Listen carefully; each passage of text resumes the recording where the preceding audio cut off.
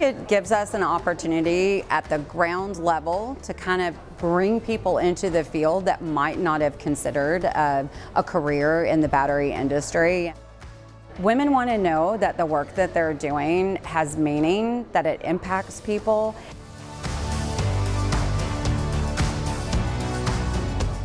It's like a new wave of women coming into the Silicon Valley space that are very supportive of each other and just driven and really wanting to get to the next level by helping each other.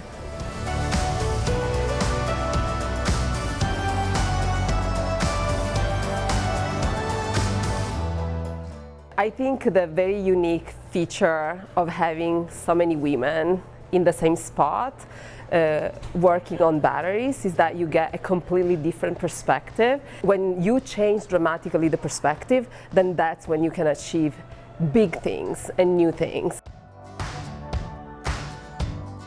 How we collaborate and how we are willing to help one another really, I think, propels the field forward in a way that I've not seen necessarily in male-dominated ecosystems.